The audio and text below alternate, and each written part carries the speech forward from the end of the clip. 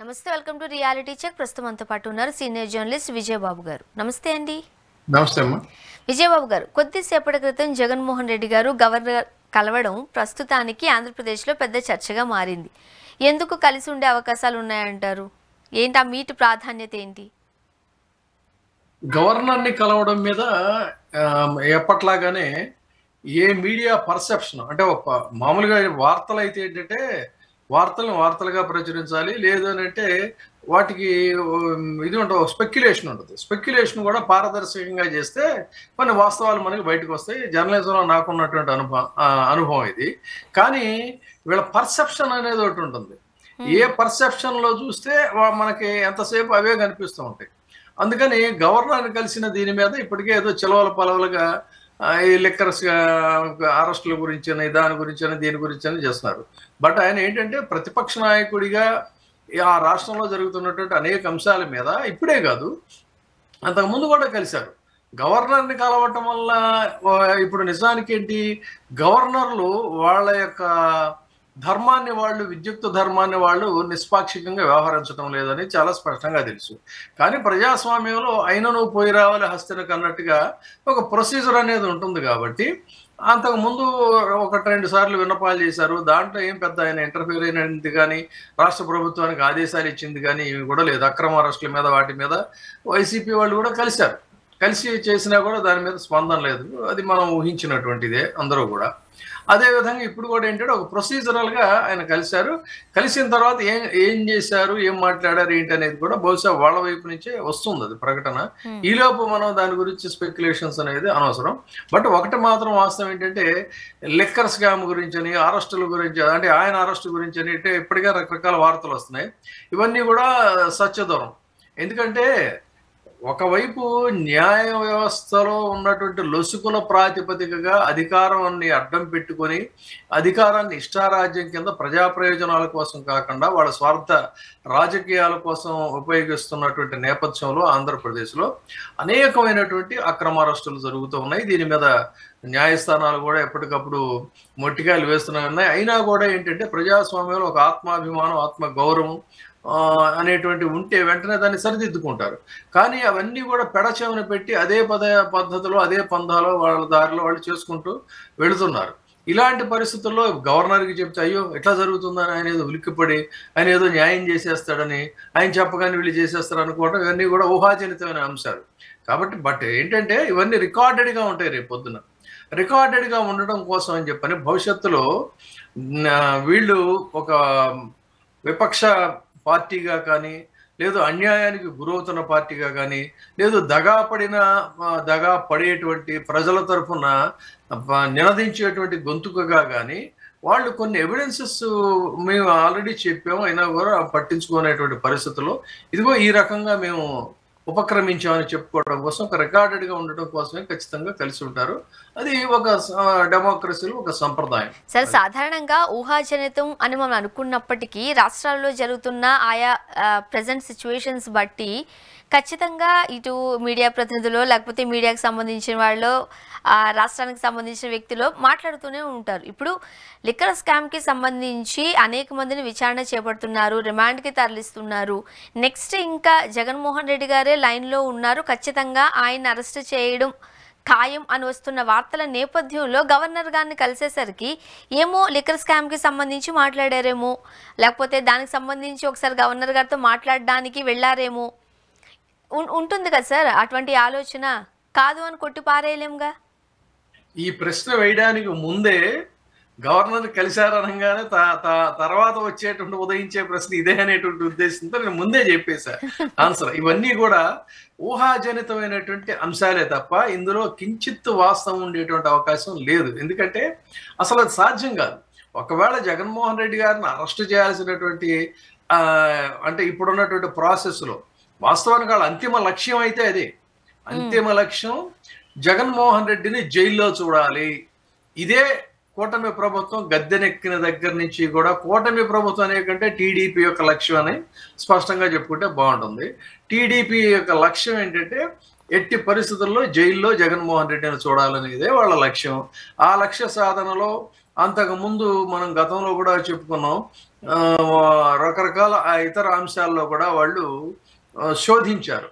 కానీ అక్కడేమీ లేదనేసరికి ఆఖరికి వాళ్ళకి లిక్కర్ స్కామ్ను పట్టుకున్నారు. ఈ లిక్కర్ స్కామ్లో ముందుగా తనకి ప్రధానమైనటువంటి కుడి భుజంగా ఎడమ భుజంగా లేదా ఒక వెన్నుదన్నుగా నిలబడేటువంటి అన్ని రకాల శక్తులన్నిటినీ కూడా ముందు నిర్వీర్యం చేసుకుంటూ రావాలనేటువంటి ప్రాసెస్లో వీళ్ళందరినీ కూడా అరెస్టులు చేసుకుంటూ వచ్చారు. సో చివరిగా మిగిలింది జగన్మోహన్ రెడ్డి. అయితే జగన్మోహన్ రెడ్డి అరెస్ట్ అనేటువంటిది, ఆయన్ని అరెస్ట్ చేస్తే కొడితే లేవకుండా కొట్టాలి అనేటువంటిది వాళ్ళ అంతిమ లక్ష్యం. దానికోసమే ఎదురు చూస్తున్నారు. నిజంగా అలాంటి పరిస్థితి ఇందులో ఉంటుందా అని అంటే ఖచ్చితంగా ఏముండదు. ఎందుకంటే ఇది డొల్ల కేసు.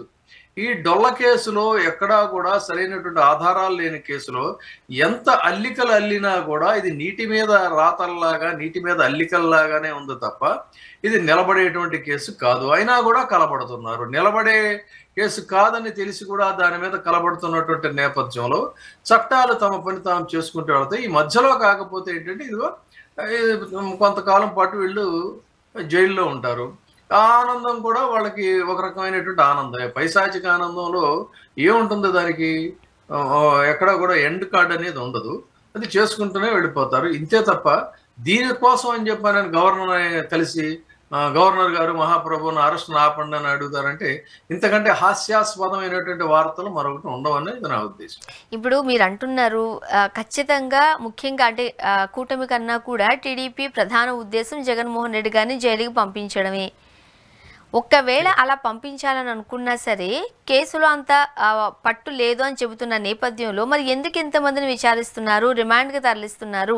నెక్స్ట్ జగన్మోహన్ రెడ్డి గారే అని బహిరంగంగా చెప్పడంలో అంటే ఇటు వైసీపీ వర్గీయులను కావచ్చు, లేకపోతే వైసీపీకి ఫ్యాన్స్గా ఉన్న వాళ్ళని కావచ్చు, భయపెట్టడానికో బెదిరించడానికో చేస్తున్న చర్య అనేది అనుకోవాలా? భయపెట్టడం ఏం కాదు. ఇదేంటంటే ఒక రకమైనటువంటి పైశాచిక క్రీడ. విపక్షాలని వెంటాడి వేధించడం. అదేమంటే వాళ్ళ సోషల్ మీడియా చదివే మీరు మాత్రం చేయలేదా, మీరు అరెస్టులు చేయలేదా, ఆ రోజున మాట్లాడినటువంటి వాళ్ళు ఇవాళ ఎందుకు మాట్లాడుతున్నారు అనేది ఇదంతా ఏంటంటే ఒక వికృత విన్యాసం, పిశాచగణ సమవాకారం అన్నట్టుగా ఇది ఒక విన్యాసం. ఈ విన్యాసంలో అవతల వాళ్ళని ఇప్పుడు చూస్తున్నాం కదా మనం. జైల్లో పెట్టిన తర్వాత ఏ రోజు కూడా అటు జైలుగా వెళ్ళనటువంటి ఒక టీనేజ్ కుర్రాడు, ఒక భార్య, ఒక తల్లి, ఒక తండ్రి, అంటే దాదాపుగా మూడు తరాలు జనంతో జేజేలు అందుకున్నటువంటి వాళ్ళు, జనంతో అసలు అప్రతిహతంగా అనేక సార్లు విజయాన్ని చవి చూసినటువంటి వాళ్ళు, అటువంటి కుటుంబాలను సైతం కూడా ఇవాళ జైళ్ళకి రప్పించి వాళ్ళు కన్నీళ్లు పెట్టుకుంటా ఉంటే ఆ కన్నీళ్లను చూసి వీళ్ళు చాలా ఆనందం పొందుతున్నారు. మరొక వైపు చూసుకున్నట్లయితే ఆ మహిళలు కన్నీళ్లు పెడుతూ ఉంటే వీళ్ళు వికటాటహాసం చేస్తున్నారు. ఆ మహిళలు ఒక రోజా కావచ్చు, పాపం ఆమెను మాట్లాడేటువంటి మాటల సభ్య సమాజం నిజంగా ఎంత దారుణమైనటువంటి పరిస్థితి అంటే ఎందుకు ఈ మహిళలు రాజకీయాల్లోకి రావాల్సిన అవసరం ఉందా అని చెప్పి అనుకుంటారు. ఎక్కడో ఫారెన్లో మంచి ఆంటర్ప్రెన్యూర్గా ఉండి అనేక మంది వ్యక్తులకి లక్షల రూపాయల జీతాలు ఇచ్చినటువంటి వ్యక్తి విడుదల రజని, ఆవిడ కన్నీళ్లు పెట్టుకుంటామంటే ఆ కన్నీళ్లను చూసి ఆనందం పొందుతున్నారు. బీసీ మహిళల రాజకీయాల్లోకి రావటమే అంతంత మాత్రం, మధ్యతరగతి వాళ్ళైతే మరీ కష్టం అనుకున్నటువంటి నేపథ్యంలో ఉప్పల హారిక అనేటువంటి ఒక యువతి రాజకీయాల్లోకి వస్తే నడి రోడ్డు మీద ఆవిడని వెంటాడి వేధించి కారుని నాశనం చేసి దుర్భాషలాడి ఆవిడ కన్నీళ్లు పెట్టుకుంటుంటే వికటాటహాసం చేస్తున్నటువంటి పరిస్థితి. సో ఈ కన్నీళ్ల పర్వం అనేటువంటిది ఎక్కడ మొదలైంది అని అంటే ఆయన కోరుకున్నాడు కాబట్టి ఒక సాహిత్య పరంగానో లేకపోతే కళాపరంగానో ఆ మానవీయ కోణంలోనో అని చెప్పని పెళ్లి చేసుకున్నటువంటి పాపానికి ఇవాళ చూస్తున్నాం. ప్రపంచం అంతా చూడండి ఆ వయసులో ఎంత, అది చాలా సాదాసీదా వార్త అయిపోయింది. ఆవిడేదో మహాపరాధం చేసేసింది అన్నట్టుగా ముందుగా కన్నీళ్లతో వెంటాడినటువంటి లక్ష్మీ పార్వతితో ఈ కార్యక్రమం అనేటువంటిది మొదలైంది. ఆ పరంపర మహిళల రాజకీయాల్లోకి వస్తే వాళ్ళ మీద ఏదో ఒకటి ముద్ర వేసి వాళ్ళ భావజాలానికి అనుగుణంగా లేనటువంటి వాళ్ళని వాళ్ళ కన్యల నుంచి రక్తం కూడా కారాలనేటువంటి ఒక పైశాచిక ఆనందంలో ఆనందపడుతున్నటువంటి పరంపరలో ఇప్పుడు నేను చెప్పినటువంటి పేర్లే కాదు, ఇంకా సోషల్ మీడియాలో పాపం యువతులు ఏదో అభిమానించారన్నందుకు వాళ్ళ చేతుల్ని వాచేటట్టుగా కొట్టి వాళ్ళని మొత్తం ఊరూరా వాళ్ళ పిల్లల్ని అనాథనలు చేసి ఊరూరా తెప్పి ఏడ్చేటువంటి విధంగా, లేదు ఆ పరిస్థితులను తట్టుకోలేక తలదాచుకుందామని చెప్పిన తెలంగాణ ప్రభుత్వంలోకి వస్తే తెలంగాణలో కూడా అర్ధరాత్రి తలుపు తట్టి మరి ఆ మహిళల్ని ఈడ్చుకెళ్ళినటువంటి పరిస్థితి ఎన్ని చూస్తే ఇది ప్రజాస్వామ్యమేనా, ఇది నిజంగా ఆటోక్రసీనా డెమోక్రసీనా అనేటువంటిది చాలా బాధ అనిపిస్తుందమ్మా. ఇది రాజకీయాల్లో ఎవరు ఎక్కడా కూడా శాశ్వతం కాదు. ఇది శాశ్వతం కాదని చెప్పినా లేదు మేమే శాశ్వతంగా ఉంటాం 10 కాలాల పాటు, అసలు ఇదే పరిపాలన అంటే ఇదే పరిపాలన ఇలాగే ఉండాలనేటువంటి రీతిలో ఈ దమనకాండ ఈ దాష్టికాలు జరుగుతాయి. అంటే ఇప్పుడు మీరు ఏదైతే కొన్ని కారణాలు చెప్పారో అటువంటి కారణాలతో ఏపీ ప్రజలు చాలా మంది ఉన్నారు కాబట్టి వాళ్ళందరూ వాయిస్గా జగన్మోహన్ రెడ్డి గారు ఒకవేళ గవర్నర్ గారిని కలిసి ఏపీలో సిచ్యువేషన్స్ ఇలాగ ఉన్నాయి, రెడ్ బుక్ రాజ్యాంగం నడుస్తుందంటూ కొంతమంది బాధపడుతున్నారు, సో ప్రజాస్వామ్యబద్ధంగా వాళ్ళు వెళ్ళడం లేదు, సో ఈ కారణాలు ఏవైతే ఉన్నాయో అవన్నీ ఒకసారి గవర్నర్ ముందు పెట్టడానికి వెళ్ళారని కూడా అనుకోవచ్చా మనం? ఆబ్వియస్లీ ఆల్రెడీ పెట్టారు, గతంలో ఆల్రెడీ నివేదించడం జరిగింది.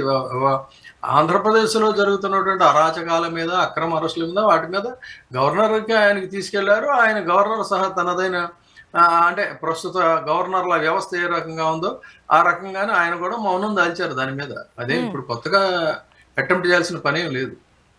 అయితే ఇంతకుముందు మీరు ఒక మాట అన్నారు, ఆ రోజు అరెస్ట్ చేయలేదా, ఆ రోజు ఇలా చేయలేదా అంటూ కొంతమంది మాట్లాడుతున్నారు. ఇప్పుడు అదే వ్యాఖ్య ఏపీలో ఆ రోజు చంద్రబాబు నాయుడు గారిని అరెస్టు చేసిన సమయంలో గవర్నర్ గారికి చెప్పకుండానే అరెస్టు చేశారు అంటూ పెద్ద ఎత్తున ప్రచారమే నడిచింది. మరి ఆ రోజు ఎందుకు చెప్పలేదు, ఈ రోజు స్వయంగా ఎందుకు వెళ్ళి కలాల్సి వచ్చింది? కర్టసీ కోసమా, లేకపోతే బిహైండ్ ఏదైనా రీజన్ ఉంటుందా? అసలు ఈ రెండింటినీ కూడా సరిపోల్చి చూడటం కరెక్ట్ కాదమ్మా. అప్పుడు ఆ రోజు గవర్నర్కి చెప్పలేదు అని అంటే ఎందుకు చెప్పలేదు అని అంటే ఆ ప్రొసీజరల్లో ఒకవేళ ఏదన్నా ఫాల్ట్ ఉంటే ఖచ్చితంగా దాన్ని కూడా మనం అది తప్పే అనొచ్చు. కానీ దానికిను ఇప్పుడు జరుగుతున్నటువంటి వర్తమాన పరిస్థితులు, ఇప్పుడు ఆ రోజున ఒక ఎఫ్ఐఆర్ ఫ్రేమ్ చేశారు, ప్రైమా ఫేసీలో ఆల్రెడీ కొన్ని ఎవిడెన్సెస్ ఉన్నాయి, ఇవన్నీ ఉన్నాయి అక్కడ. కానీ ఇక్కడ అలాంటివి ఏమి లేవే, ఇక్కడ ఏమి లేవు. కేవలం వీళ్ళు తయారు చేస్తున్నారు, వండుతున్నారు, ఏ రోజుకి ఆ రోజు వండుతున్నారు. ఈ రెండింటినీ కూడా చేయటం ఏంటంటే వాళ్ళ గొంతు బలంగా ఉంది, వాళ్ళ మీడియా బలంగా ఉంది కాబట్టి ఏది పడితే అది మాట్లాడుతున్నారు, ఈ రెండింటిని కలుపుతున్నారు తప్ప. బట్ ఇది కరెక్ట్ కాదు. ఇది మరోపక్క ఇప్పుడు ఏపీలో జరుగుతున్న ఈ పరిస్థితులు అన్నీ చూస్తుంటుంటే మీకేమనిపిస్తుంది సార్? ఉదయం 6-7 దగ్గర నుంచి మళ్ళీ సాయంత్రం 6-7 ప్రైమ్ టైమింగ్స్లో కూడా ఏపీలో జరుగుతున్న రకరకాల డిబేట్స్కి సంబంధించి కూడా సోషల్ మీడియాలో పెద్ద ఎత్తున ప్రచారమే జరుగుతూ ఉంది. ఏమంటారు మీరు? టు బి ఫ్రాంక్ ఏంటంటే అది అరాచకమైన రాజకీయమైన రాజకీయాలకి సంబంధించినటువంటివి ఏమైనా ఉంటేనే నేను చూస్తాను, అంతే తప్ప నాకున్నటువంటి బిజీ స్కెడ్యూల్లో కానీ నా అభిరుచి మేరకు కానీ ఏవో కొన్ని చౌకబారు చర్చోపచర్చలు అవి జరుగుతుంటే నిజానికి whether you believe are not నేను ఒక్కటి కూడా చూడను. అదేవిధంగా అసలు దేశంలో అనేక మంది అబలలు అన్యాయానికి గురవుతున్నారు, తర్వాత నిరుపేదల కష్టాలకు ఎదుగుతున్నారు, విద్యార్థులు రోజు అనేక కష్టాలకు గురవుతున్నారు. ఎక్కడ చూస్తే అక్కడ అటు తండాల్లో చూసుకున్నట్లయితే వీళ్ళు ఏ ప్రామిసులు చేసి అయితే అధికారంలోకి వచ్చారో ఆ రోడ్ల దుస్థితి దారుణంగా ఉంది. వాళ్ళు తినే పోషకాహారం మనం చూసాం, పాఠశాలలో ఎంత దయనీయమైనటువంటి స్థితిలో వాళ్ళు ఉన్నారు. హైకోర్టు కూడా ఆల్రెడీ ఒక డైరెక్షన్ ఇచ్చింది. అయినా కూడా ఆ విద్యార్థుల పరిస్థితి కానీ, ఆ అబలల పరిస్థితి కానీ, ఆ వృద్ధుల పరిస్థితి కానీ, ఈ రకంగా దగాపడిన చెల్లెళ్ళ పరిస్థితి కానీ, తమ్ముళ్ళ పరిస్థితి కానీ, ఇవన్నీ కూడా గాలికి వదిలేసి ఈ సినిమా బాగుందా లేదా, ఈ సినిమా హిట్ అవుతుందా, అసలు ఈ సినిమా చారిత్రకపరమైనటువంటి ఇది వాట్ ఏ సిల్లీ మెలడీ, అసలు హారిబుల్. నాకైతే ఇంత చెత్త ఇంత పనికిమాలని దీనికి మన బ్రెయిన్స్ కరప్ట్ అవ్వాల్సిన అవసరం ఉందా? అది ఏదో సినిమా చేసుకున్నారు, బాగుంటే జనాలు చూస్తారు, లేకపోతే చీ కొడతారు. మనకి వ్యూయర్స్ కంటే కూడా మనమే పెద్ద గొప్పవాళ్ళం కాదు. దాని మీద సినిమా రివ్యూ చేయాలనుకుంటే సినిమా రివ్యూవర్స్ వేరే ఉంటారు. నేను కూడా గతంలో చాలా సినిమాలకు రివ్యూ చేసేవాడిని కన్స్ట్రక్టివ్గా, నా ప్యాషన్ కొద్ది ఎడిటర్గా ఉన్నా కూడా నేను. But this is not the time to discuss such all non sense things. దాని గురించి చర్చోపచర్చలు అసలు it is the shear non sense. ఒక వ్యాలిడ్గా ఒక విశ్వనాథ్ గారు సినిమా తీశారంటే దాని మీద ఏదన్నా ఒక పిక్చర్ రివ్యూ చేస్తే బాగుంటుంది, ఒక బాపు సినిమా మీద రివ్యూ చేస్తే బాగుంటుంది. లేదు ఈ మధ్య కాలంలో కూడా కొంతమంది మంచి డైనమిక్, ఒక రాజమౌళి లాంటి వాళ్ళు అంతే తప్ప అసలు చరిత్ర కాని సినిమా చారిత్రక సినిమా అని చెప్పుకోను, పౌరాణికం కాని సినిమా పౌరాణికం అని చెప్పుకోను, ఒక బేస్లెస్ దీని మీద చూస్తేనే అన్నంత పట్టి చూడగల తెలిసిపోతుంది. దాని గురించి ఎన్ని రోజులమ్మా అసలు ఎంత దాని మీద చర్చలు, డిబేట్లు, రాజకీయ నాయకులు ఇన్వాల్వ్ అవ్వటం, పార్టీలు ఇన్వాల్వ్ అవ్వటం, సాక్షాత్ ముఖ్యమంత్రి గారు ట్వీట్ చేయటం, ఏంటి ఇదంతా కూడా ఇదంతా అసలు అర్థం పర్థం లేదు. అందుకని నేను అసలు నిజంగా అలాంటివి చూడడం పట్టించుకోను. సరే, మరోపక్క లులు మాల్కి సంబంధించి ప్రభుత్వం కేటాయించింది వాల్యూ 1300 కోట్లు. అయితే మనం రీసెంట్గా చూసాము 99 సంవత్సరాలకు లీజ్ కుదుర్చుకుంటున్నారు, సంవత్సరానికి 4 కోట్ల చొప్పున అనేది. ఎలా క్యాలిక్యులేట్ చేసుకున్నా భారీ నష్టాన్ని చవి చూడాల్సిన అవసరం ఉంది అంటున్నారు. మీరేమంటారు ఈ ప్రపోజల్ గురించి? ఇప్పుడు భూదోపిడి అనేటువంటిది ఈ రాష్ట్రం 2 ముక్కలు అవడానికి కారణమైంది. దానికి ప్రధాన కారకులు ఎవరు అనంటే చంద్రబాబు నాయుడు గారు తప్ప మరొకరు కాదు. ఒకవైపు ఆంధ్రప్రదేశ్లో ఆనాటి అవిభాజ్య ఆంధ్రప్రదేశ్ ఉద్యమం ఎక్కడి నుంచి మొదలైందంటే తదనంతర కాలంలో చాలా అంశాలు వచ్చి చేరాయి. కానీ మా భూములు మాకెమ్మని అని ఒక నినదించాడు ఆ రోజున గద్దర్. మా భూములు మాకెమ్మని అనే దీంతో మొదలైంది. ఎక్కడికక్కడ భూదోపిడీ జరుగుతూ ఉంది. కారు చౌకగా మా భూములను కొట్టేసేసి రియల్ ఎస్టేట్ వ్యాపారాలు చేస్తున్నారు. ఆ రియల్ ఎస్టేట్ వ్యాపారాలకు అభివృద్ధి అనేటువంటి ఒక అందమైన పేరు పెడుతున్నారు. మొత్తం మా కొండల్ని గుట్టల్ని కొల్లగొట్టేసేసి ఐకానిక్ టవర్స్ అని చెప్పి దానికి ఒక అందమైనటువంటి ముసుగేసి చూపిస్తున్నారు. కానీ లోపల జరుగుతుందంతా కూడా భూదోపిడీ అనే దీంతోనే ఈ రాష్ట్రంలో ఒక ఉద్యమం అనేది వచ్చి అంతిమంగా తర్వాత వాళ్ళ హక్కులు, వాళ్ళ వ్యవహారాలు ఇవన్నీ కూడా తర్వాత యాడాన్ అయిన తర్వాత అది ఒక మహోద్యమం కింద ఇదైంది. అది చాలదని ఇప్పుడు మిగిలింది ఒక ముక్క.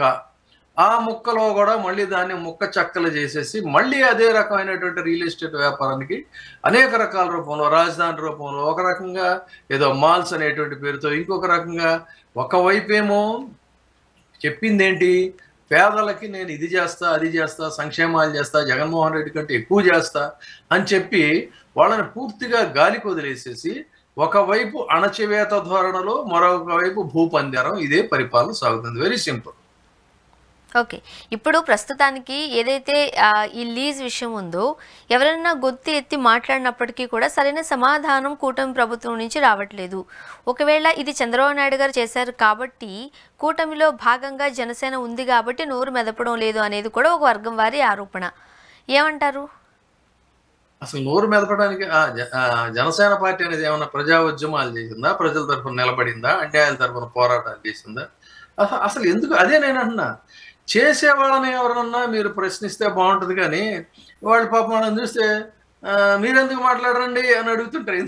ఆయన మాట్లాడాలని ఎక్స్పెక్ట్ చేయటమే తప్పు అంటున్నా నేను. Is quiet comfortable in that group, is quiet comfortable in that exploitation. ఎందుకు ప్రశ్నిస్తాడు? అది చాలా హాస్యాస్పదమైన అంశం. వాళ్ళు ఏదో అధికారంలోకి రావడానికి తనదైన శైలిలో తన అబద్ధాలు చెప్పాడు. చంద్రబాబు నాయుడు గారి శైలిలో చంద్రబాబు నాయుడు గారు అనేక హామీల రూపంలో ఆయన అబద్ధాలు చెప్పారు. అంతే తప్ప వాళ్ళని చెయ్యాలి అని అసలు చాలా తప్పు. ఇప్పుడు జగన్మోహన్ రెడ్డి గారిని అడిగారు, వాళ్ళు ఇంత అనౌన్స్ చేస్తున్నారు కదా, మీరు కూడా చేస్తే బాగుంటుందేమో అని. ఇచ్చేవాడు కాబట్టి అడిగాడు, ఇస్తే అమ్మో నేనైతే అంత ఇవ్వలేను అన్నాడు. ఈయన అంత ఇవ్వలేడు అంటే సరే మనకెందుకులే అనుకున్నారు, ఓట్లు వేయలేదు ఆయనకి. సో ఇచ్చేవాడిని అడగటంలో ఔచిత్యం ఉంటుంది తప్ప ఇందులో ఉపయోగం ఏముంది? అందుకే చెప్తున్నా, ఇవన్నీ ఏంటంటే ఒక ఫోకస్డ్గా deviation politics. This is simply called. ప్రజల యొక్క వాళ్ళ యొక్క దృష్టిని మళ్లించడం కోసమే ఈ అరాచకాలు, అరెస్టులు, అక్రమ అరెస్టులు ఇవన్నీ ఒక పక్కన చేసుకుంటూ వెళ్ళిపోతే ప్రజల దృష్టి అంతా దీని మీద ఉంటే జనరల్గా ఏంటంటే హింసాత్మక అంశాల మీదే ఎవరి దృష్టి అయినా పడుతుంది.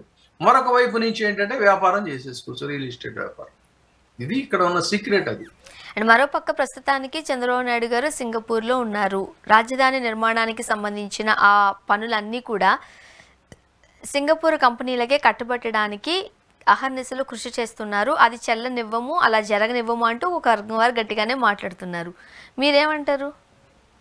దురదృష్టం ఏంటంటే ఒకప్పుడు ఉద్యమాలకు ఒక కేర్ ఆఫ్ అడ్రస్గా భారతదేశంలో ఉద్యమాలను కూడా వాటికి కూడా ఒక పుట్టినిల్లుగా ఉన్నటువంటి ఇది విజయవాడ కమ్యూనిస్టుల యొక్క ఉద్యమాలకి. అలాంటి కమ్యూనిస్టులు ఇవాళ మరి శక్తిహీనులు అయిపోయారు, బలహీనులు అయిపోయారు. ఎందుకు అయిపోయారో నాకైతే తెలియదు. కానీ సో ఏదైనా సరే ఈ భూ దోపిడీ అనేటువంటిది జరుగుతున్న చోట భూ పోరాటాలు అనేవి అనివార్యంగా వస్తాయి. కాబట్టి ఈ భూ పోరాటాలు ఈ రోజుకి రోజు వాళ్ళు ఏదన్నా భూ దోపిడీలు జరిగినా ఖచ్చితంగా వాటి మీద తిరుగుబడదు. ఇది ప్రపంచంలో చరిత్ర చెప్తున్నటువంటి సత్యం.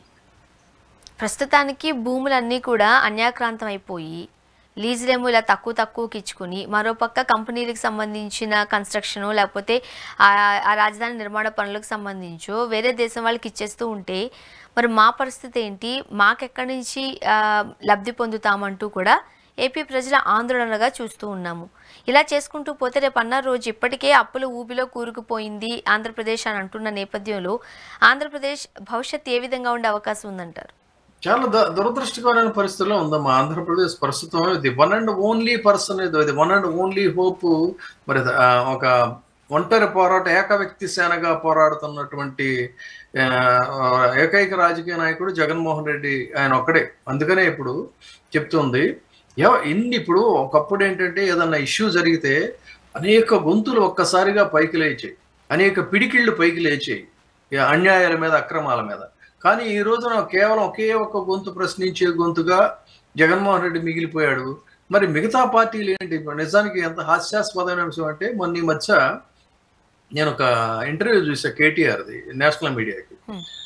ఆ ఇంటర్వ్యూలో మనం ఇక్కడ చూస్తున్నటువంటి కేటీఆర్ కాదు, అతను నేషనల్ లెవెల్ అతను ఇచ్చిన ఇంటర్వ్యూ చూస్తే, అంటే నేను చాలా అంశాల మీద డిఫర్ అవుతాను, నేను I'm not supporting him, but still అదే మన ఇది ఎవరిలో ఏ పాజిటివ్ పాయింట్ ఉన్నా దాన్ని మనం మాట్లాడాలి. ఒక అద్భుతమైనటువంటి పాయింట్ అని రైజ్ చేశాడు. పాపం రాహుల్ గాంధీ ఆయన కష్టపడుతున్నాడు, కానీ రాహుల్ గాంధీకి సంబంధించినటువంటి వ్యక్తులు వాళ్ళు మోడీతో పాటే ప్రయాణం చేస్తున్నారు అని చెప్పనని. ఆ విధంగా అక్కడ కాంగ్రెస్ పార్టీ అనేది ఒకటి ఉంది, సుదీర్ఘకాలం పరిపాలించిన పార్టీ. ఆ పార్టీలో చాలామంది నాయకులు ఉన్నారు. వీళ్ళ పని ఏంటయ్యా అంటే అప్పుడప్పుడు ఆ పార్టీ అధ్యక్షురాలు రావడం, తన పర్సనల్ వెంజెన్స్, తన పర్సనల్ ఎజెండా ప్రెస్ మీట్ పెట్టేసి వెళ్ళిపోతూ ఉంటారు. ఈ రాష్ట్రంలో జరుగుతున్న అరాచకాల మీద వాటి మీద పోరాటాలు చేయాలని, ఉద్యమాలు చేయాలని వాళ్ళకేం ఉండదు. అదేవిధంగా కమ్యూనిస్టులు ఉన్నారు. కమ్యూనిస్టులు ఒకప్పుడు పిడికిళ్ళు బిగించి పోరాటాలు చేసేవాళ్ళు. ఇప్పుడు వాళ్ళ పని ఏంటంటే వాళ్ళలో ఒకళ్ళు ఇద్దరు ఎవరు ఉంటారు, వాళ్ళు మీడియా ముందుకు వస్తారు, మీడియాలో అదే మాట్లాడతారు, అది పేపర్లోనూ దాంట్లోనూ చిన్న బిట్ వస్తుంది, అయిపోయింది, వాళ్ళ డ్యూటీ అయిపోయినట్టు. అంతే తప్ప వాళ్ళేమి జనం మధ్యలోకి వచ్చి జనాలను ప్రేరేపించి ఉద్యమించాల్సిన పని లేదు. తర్వాత ఇంకా కొన్ని చిన్న చితకా పార్టీలు కూడా ఉండేవి గతంలో, అవన్నీ కూడా ఇప్పుడు పూర్తిగా కనుమరుగైపోయిన పరిస్థితి. ఇక కమ్యూనిస్టుల్లో సెన్సేషనల్ న్యూస్ మేకర్ నారాయణ అనే ఇలాంటి వాళ్ళు ఉంటారు. వాళ్ళ పని ఏంటంటే వాళ్ళు వచ్చి ఏదో ఒక అందాల పోటీల గురించో లేకపోతే బ్యూటీ కాంటెస్ట్ కాకుండా ఈ జగన్మోహన్ రెడ్డి గారి గురించో ఇలాంటివి కొన్ని పర్సనల్, అంటే ఏంటి వాళ్ళకి స్పైసీ న్యూస్ మేకర్స్గా మిగలాలి. అలాంటివి కొన్ని ప్రకటనలు ఇచ్చేసి మళ్ళీ ఆడు సైలెంట్ అయిపోతుంటారు. ఇది ఆంధ్రప్రదేశ్ యొక్క దుర్గతి ప్రస్తుతం. Very sorry. చూద్దాం సార్ ఏం జరగబోతుందో. థ్యాంక్ యూ సో మచ్ అండి, మీ అభిప్రాయాలు పంచుకున్నారు. Thank you so much sir. ఇది వాళ్ళ రియాలిటీ చెక్. Stay tuned.